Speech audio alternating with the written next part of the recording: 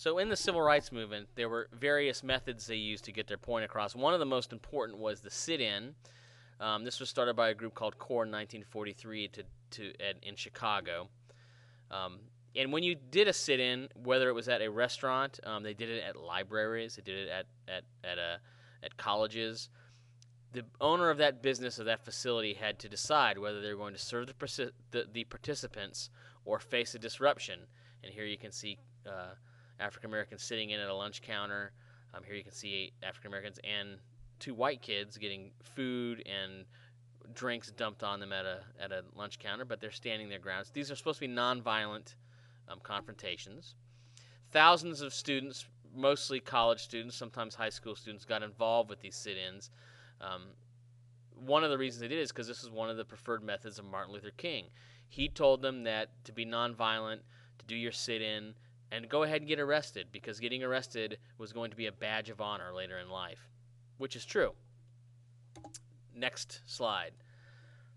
Freedom Summer was one of the summers during this era, and it's called Freedom Summer because they went on these freedom rides to desegregate the buses. It was illegal to have segregated buses, but they've segregated them by state. So some states you went through in the South, they weren't segregated. Some states you drove through, the buses were segregated. But interstate bus travel was desegregated by the courts nationwide, so any buses that travel between states could not differentiate between seating for blacks and whites.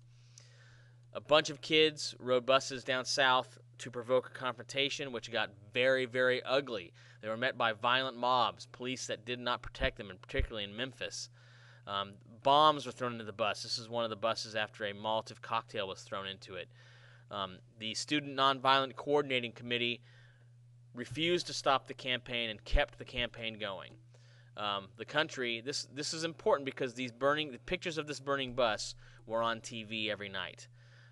Attorney General Bobby Kennedy, the brother of the president, he sent federal marshals on those buses to protect those riders.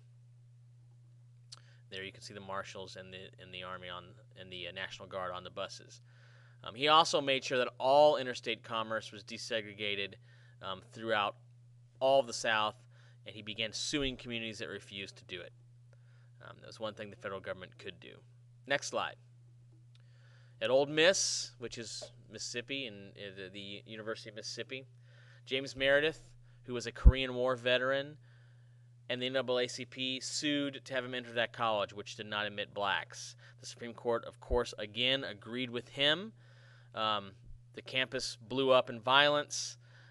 The president had to send in the National Guard again, and James Meredith was admitted to the school, although I think he only stayed for 2 semesters before he got the heck out of there. He had to have protection 24 hours a day at that school. Next slide. In Birmingham, Martin Luther King came to visit what he called the most segregated city in America. This was a nonviolent campaign, like all of his campaigns. The problem was there was a guy named Bull Connor, who was the police chief of Birmingham. He arrested more than 900 protesters, including children who were out of school one day and were visiting and were just watching the proceedings.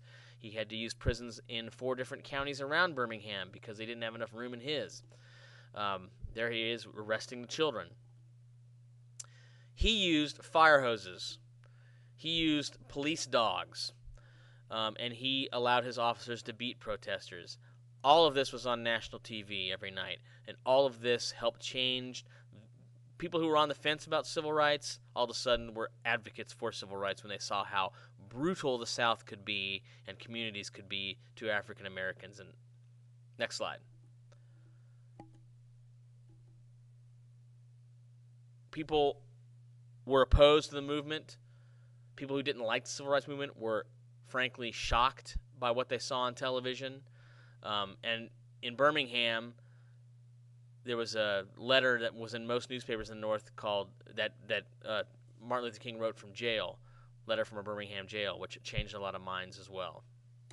And that is the end of the lecture. Just keep in mind that they won in Birmingham. Everything they wanted was eventually awarded to them, although it took years to reap the benefits of that. That's the end of the lecture.